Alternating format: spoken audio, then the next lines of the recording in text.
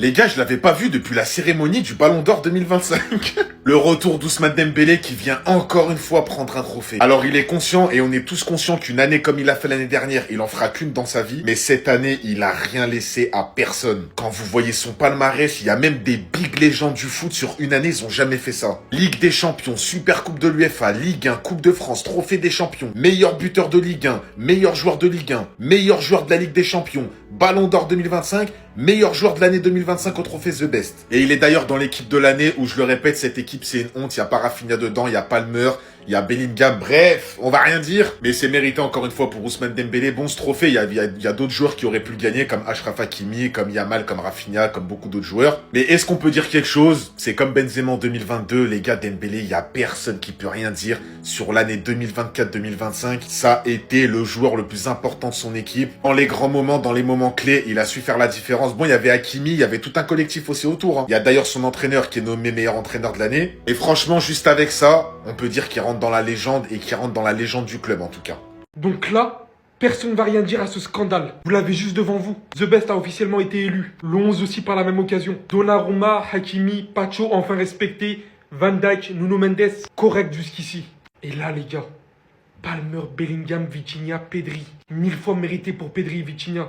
Mais je suis désolé. Et madrilène, qu'est-ce que Bellingham fout devant Joao Neves? Qu'est-ce que Palmer fout devant Rafinha? On finit avec l'attaque Dembélé, Yamal. Mais à un moment donné, quand est-ce que cet homme va être respecté? L'image du Barça, la tête d'affiche du Barça, l'homme sans lequel le Barça n'est plus pareil, le leader du Barça. C'est tellement une dinguerie les gars, mais qu'est-ce qu'il doit faire? On s'en sort bien, Dembélé prend le The Best. Mais fort heureusement, c'est quand même hallucinant à quel point, vraiment cette saison en tout cas, Dembélé, il a absolument tout pris les gars.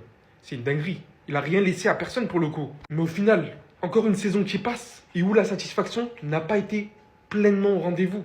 Ni Ballon d'Or, ni The Best. Il y a encore des imperfections malheureusement. Même si le plus important est, comme je l'ai déjà dit, The Best et Ballon d'Or pour Dembélé, bien évidemment.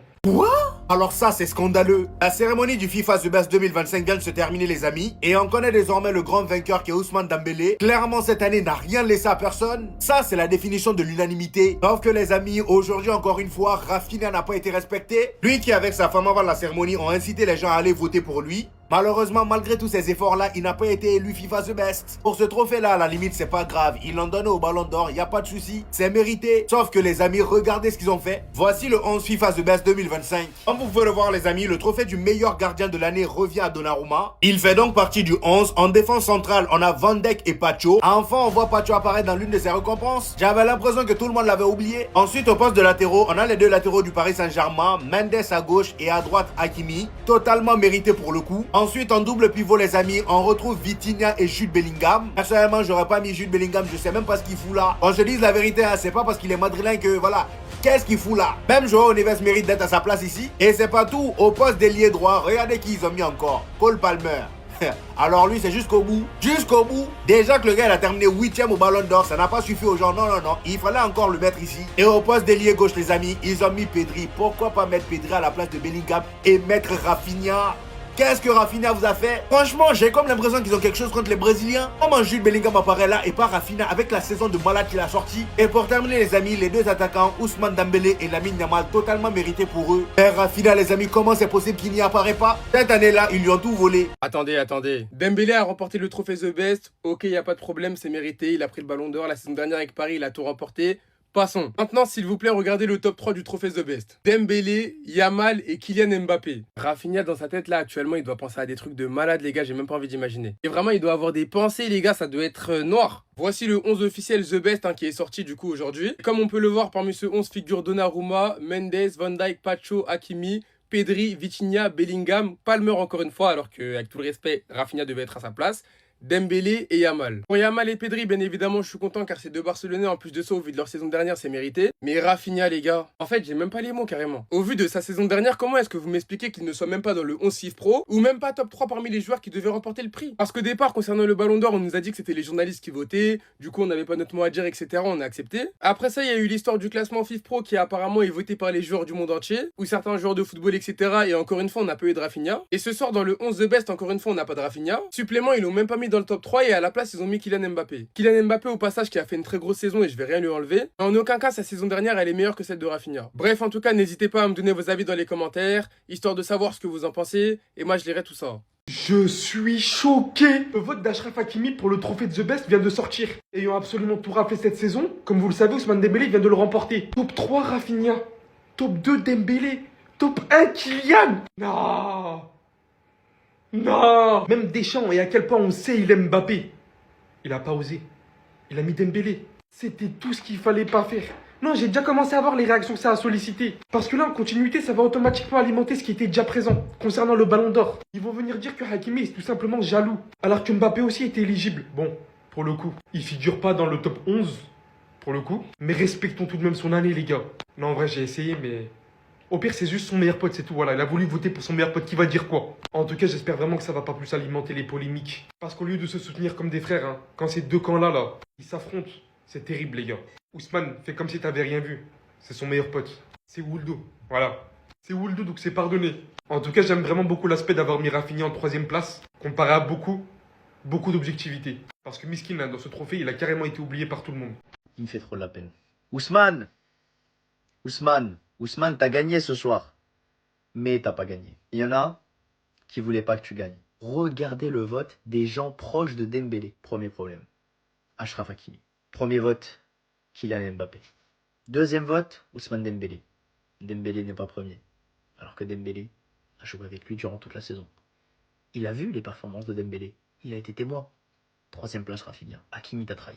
Mais si ce n'était que lui, si ce n'était qu'Hakimi, parce que Ousmane, il y a aussi cet homme, Didier Deschamps, qui ne t'a pas soutenu jusqu'au bout.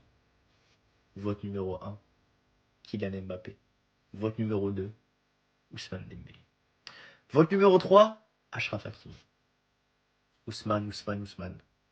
Il y a des gens qui jouent contre toi. Mais heureusement que des gens comme Marquinhos, capitaine courage, seront toujours là derrière toi. Et seront reconnaissants envers cette première étoile que tu leur as ramenée. Ousmane Dembélé, première place. Rafinha, 2ème place. Achraf Hakimi, 3ème place. Voilà. Bon, je sais pas ce qu'il en pense, lui, personnellement. De toute façon, il a gagné le trophée The Best. Mais à sa place, voir des gens comme Hakimi ou des gens comme mon sélectionneur ne pas me soutenir à 100%, moi j'aurais mal, les gars. J'aurais mal. Parce que l'entourage proche, il est censé tout le temps te tirer vers le haut. Tout le temps. Je suis traumatisé, les gars. Je suis traumatisé, les gars. Je suis traumatisé. Non, je rigole, bien sûr, il a marqué. Le FC Barcelone qui s'impose face à Guadalajara. Et ce match, franchement, que dire, les gars? Déjà, il était introuvable. C'est le match le plus dur à trouver que j'ai eu de ma vie, peut-être. Je me suis retrouvé sur le DAZN allemand. La première mi-temps, c'était n'importe quoi. Les joueurs de Guadalajara, ils coupaient tout. En fait, ils utilisaient exactement la même tactique que je crois le match dernier sur Yamal. C'est-à-dire que dès que Yamal il avait le ballon, ça lui arrachait le maillot. Ça l'a grippé. Ça dit, non, mon gars, tu vas pas jouer aujourd'hui. Ce qui a fait qu'ils ont tenu la première mi-temps. Et peut-être même jusqu'à la 70e. C'était sans compter sur ce magnifique centre de De Jong pour Christensen qui d'ailleurs a fait une excellente rentrée en 2e période. Si je me trompe pas, il est bien rentré en 2e période. Avec les caméras du stade, je sais même plus qui rentre, qui sort. Et a mis une tête qui a rebondi sur le dos de l'adversaire avant de rentrer sec. Puis quelques minutes plus tard, on se retrouve à cette situation. Lamine Yamal qui lance dans la profondeur parfaitement. Marcus Rashford qui arrive devant le goal. Le feinte, eh oui, il l'a feinté. Et finit pied gauche dans la cage vide. Et vu le mal que Rashford il a eu dans ce match, j'ai eu bien peur qu'il rate. En tout cas, tout est bien qui finit bien dans un stade insalubre. Et le FC Barcelone est qualifié pour la suite. Évidemment, il y a des individus qui vont dire « Ah, ils ont paniqué face à Guadalajara. Ils ont failli mettre l'équipe type. » C'est vrai. Et alors? Vous connaissez pas les matchs bourbiers en Espagne? C'était ce Jorginho du Brasil. Et dites-moi ce que vous avez pensé de ce match. Si vous avez pu le voir en ça. Bao! La vraie question que je me pose match après match, c'est le Barça qui est mauvais ou c'est les équipes qui affrontent le Barça qui donnent tout quand elles nous affrontent? Non les gars, faut se poser des questions. Faut se poser des questions. Quand tu sais que cette équipe, elle se fait taffer dans son championnat, c'est une D3. Quand tu regardes la série des matchs de Francfort, la série des matchs de Chelsea, même celle du PSG après nous avoir affronté, les gars, faut se poser des questions. Même la série de Madrid après nous avoir affronté, faut qu'on se pose des questions. Enfin bref, ils ont tout donné déjà la première mi-temps, j'ai pas compris Flick. Son choix entre mettre Rashford en 9 et Fermin à gauche, alors que l'inverse aurait été mieux. Il l'a fait en deuxième mi-temps, c'était meilleur. Ma seule satisfaction du match, c'est que Bernal revient en forme petit à petit. Dommage qu'il ait eu carton jaune alors qu'on fait faute sur lui. De Jong, si tu te méfies pas, il y en a un qui arrive en méchant. Déjà qu'il y a Eric Garcia, il y en a un autre qui arrive en méchant. Christensen aussi, énorme match. Pour moi, c'est lui l'homme du match. Car c'est lui qui nous sauve sur un tac. Sinon, il y avait un 1v entre Ter Stegen et l'attaquant. En plus de ça, il est buteur sur une superbe passe de Jong. C'est d'ailleurs la meilleure action de son match. Quand Rashford décide d'arrêter de faire des petits plats du pied tout timide et que sur une super passe de Lamine, il comprend qu'il peut éliminer le gardien et frapper du gauche, bah bizarrement, ça fait but. Il a fait 2 plats du pied du droit, il a pas marqué. Enfin bref, rendez-vous en 8ème, c'est un match à oublier. Sinon, vous les gars, vous en pensez quoi? Ramenez-vous sur 5% en 1.